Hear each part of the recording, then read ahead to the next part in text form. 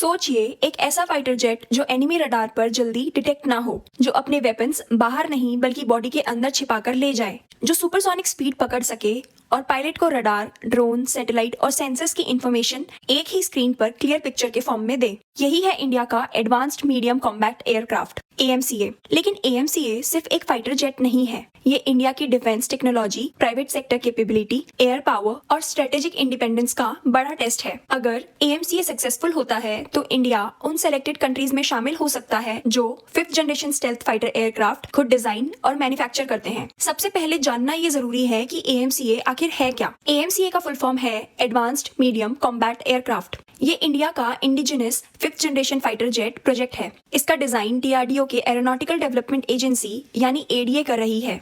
AMCA का twin engine stealth multi role fighter aircraft होगा। Multi role का मतलब है ये air to air combat, ground attack, surveillance और स्ट्रेटेजिक मिशन जैसे मल्टीपल रोल परफॉर्म कर सकेगा।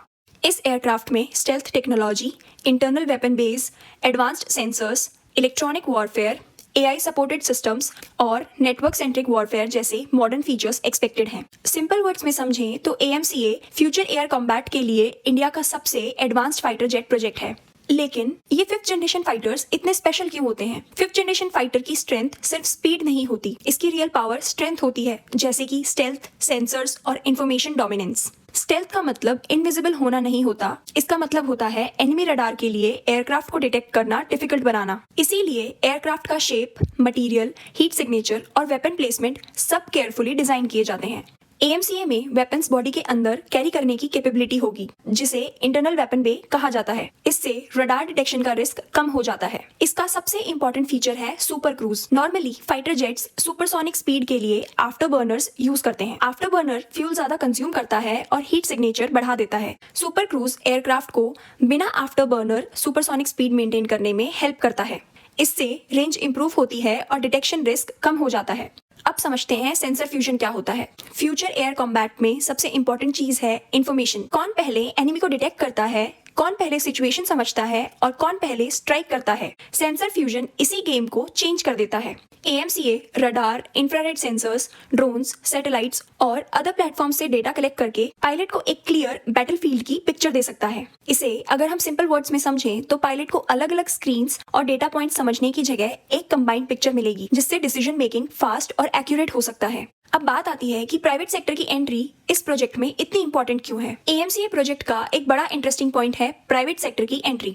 गवर्नमेंट ने AMCA प्रोटोटाइप डेवलपमेंट के लिए प्राइवेट सेक्टर ग्रुप्स को इन्वॉल्व करने का प्लान बनाया है। इसका मतलब ये नहीं है कि प्राइवेट कंपनीज एयरक्राफ्ट को डिजाइन इंडिपेंडेंटली करेंगी। डिजाइन तो ADA और DRDO के पास ही रहेगा। प्राइवेट सेक्टर का रोल होगा prototype development, manufacturing, assembly, supply chain, testing support और इंडस्ट्रियल स्केलिंग। ये इंडिया के डिफेंस मैन्युफैक्चरिंग इकोसिस्टम के लिए बहुत इंपॉर्टेंट स्टेप है। अब तक इंडिया के फाइटर एयरक्राफ्ट प्रोग्राम्स में HAL यानी हिंदुस्तान एरोनॉटिक्स लिमिटेड का मेजर रोल हुआ करता था, लेकिन AMCA के थ्रू इंडिया एक पैरेलल एरोस्पेस बिल्ड करना चाहता है, जहां पब्लिक सेक्टर के साथ साथ प्राइवेट कंपनीज भी एडवांस्ड डिफेंस मैन्युफैक्चरिंग में रोल प्ले कर सकें। इसे आप ऐसे समझ सकते हैं कि AMCA प्रोजेक्ट इंडिया के डिफेंस सेक्टर को PSU डिपेंडेंट मॉडल से कॉम्पिटिटिव डिफेंस मैन्युफैक्चरिंग इकोसिस्टम की तरफ ले जा सकता है। Hindustan aeronautics limited historically India के फाइटर जेट और हेलीकॉप्टर प्रोग्राम्स में सेंट्रल प्लेयर रहा है। तेजस, सुखोई अपग्रेड्स, हेलीकॉप्टर्स और कई डिफेंस एविएशन प्रोजेक्ट्स इससे जुड़े रहे हैं। लेकिन HAL के पास ऑलरेडी काफी बड़ा ऑर्डर बुक्ड है। तेजस मार्क 1A, तेजस मार्क 2, हेलीकॉप्टर्स, सुखोई मॉडर्नाइजेशन और अदर एयरक्राफ्ट प्रोजेक्ट्स पर HAL का वर्कलोड काफी हाई है। गवर्नमेंट का कंसर्न ये है कि अगर AMCA का मेन मैन्युफैक्चरिंग रोल भी HAL को दे दिया गया तो कैपेसिटी प्रेशर और डिलेज बढ़ सकते हैं। इसी वजह से AMCA के थ्रू प्राइवेट सेक्टर को भी डिफेंस एरोस्पेस मैन्युफैक्चरिंग में बड़ा रोल दिया जा रहा है। अब ये समझना जरूरी है कि इंडिया को AMCA की जरूरत क्यों है। इंडिया को AMCA की जरूरत मेनली सिक्योरिटी एनवायरनमेंट और इंडियन एयरफोर्स की फ्यूचर रिक्वायरमेंट्स की वजह से है। China already J-20 stealth fighter operate कर रहा है। J-35 जैसे नेक्स्ट जनरेशन एयरक्राफ्ट पर भी काम हो रहा है। पाकिस्तान भी चाइना के फ्यूचर स्टेल्थ फाइटर ऑप्शंस में अपना इंटरेस्ट दिखा रहा है। दूसरी तरफ इंडिया के पास अभी कोई operational 5th generation stealth fighter नहीं है। इंडियन एयरफोर्स की सैंक्शनड स्ट्रेंथ 42 स्क्वाड्रंस के अराउंड मानी जाती है, लेकिन एक्चुअल स्ट्रेंथ इससे भी कम है। ओल्ड एयरक्राफ्ट फेज आउट हो रहे हैं। ऐसे में राफेल, तेजस, सुखोई मॉडर्नाइजेशन और एएमसीए जैसे प्रोजेक्ट्स इंडिया के फ्यूचर एयर पावर बैलेंस के लिए इंपॉर्टेंट हैं। अब थोड़ा टाइमलाइन और इंजन चैलेंज को समझते हैं। एएमसीए का डेवलपमेंट एक लॉन्ग टर्म प्रोजेक्ट है। प्रोटोटाइप, टेस्टिंग, फ्लाइट ट्रायल्स और प्रोडक्शन में टाइम लगेगा। एक्सपेक्टेड टाइमलाइन के अकॉर्डिंग पहला प्रोटोटाइप अर्ली 2027 के अराउंड कंप्लीट हो सकता है। फर्स्ट फ्लाइट 2028-29 के आसपास पॉसिबल हो सकती है। सीरीज प्रोडक्शन मिड 2030s के बाद शुरू होने की संभावना है। लेकिन सबसे बड़ा चैलेंज है इंजन फाइटर एयरक्राफ्ट्स के लिए उनका हार्ट होता है। एएमसीए मार्क 1 में इनिशियली जीई के F414 इंजन के यूज होने की उम्मीद है। यही इंजन तेजस मार्क 2 के लिए भी एक्सपेक्टेड है। फ्यूचर एएमसीए मार्क 2 के लिए इंडिया एक मोर पावरफुल इंजन डेवलप करना चाहता है। इसमें डीआरडीओ, जीटीआरई और फॉरेन पार्टनर्स जैसे सैफरन के साथ कॉर्पोरेशन इंपॉर्टेंट हो सकता है। अगर इंडिया इंजन टेक्नोलॉजी में स्ट्रॉन्ग हो जाता है तो फ्यूचर फाइटर अपग्रेड्स और एक्सपोर्ट्स पर इंडिया का कंट्रोल ज्यादा बढ़ सकता है।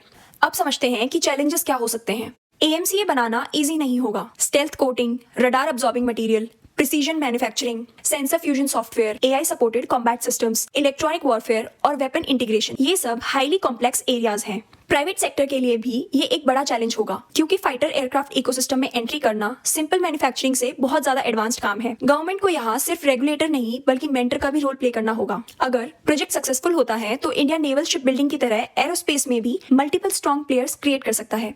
एएमसीए सिर्फ एक एयरक्राफ्ट प्रोजेक्ट नहीं है। ये डिसाइड करेगा कि इंडिया फ्यूचर में एयर कॉम्बैट में सिर्फ टेक्नोलॉजी बायर रहेगा या टेक्नोलॉजी क्रिएटर भी बनेगा। अगर एएमसीए सक्सेसफुल होता है तो इंडिया अपनी एयरफोर्स को एडवांस्ड कैपेबिलिटी देगा, प्राइवेट सेक्टर को एरोस्पेस मैन्युफैक्चरिंग में बड़ा पुश मिलेगा और डिफेंस एक्सपोर्ट के नए रास्ते खुल सकते हैं। एएमसीए की रियल इंपॉर्टेंस रनवे पर नहीं बल्कि इंडिया की टेक्नोलॉजिकल एम्बिशन में है। ये प्रोजेक्ट बताएगा कि इंडिया फ्यूचर वॉरफेयर के लिए कितना रेडी है। और सबसे बड़ा सवाल यही है कि क्या एएमसीए इंडिया को 5th generation fighter aircraft club में लेकर जाएगा और क्या प्राइवेट सेक्टर की एंट्री इंडिया के फाइटर जेट इकोसिस्टम को परमानेंटली चेंज कर देगा। आपका क्या ओपिनियन है? अपनी राय हमें कॉमेंट सेक्शन में जरूर बताएं। वीडियो पसंद आया हो तो चैनल को लाइक करें, शेयर करें और सब्सक्राइब करना ना भूलें।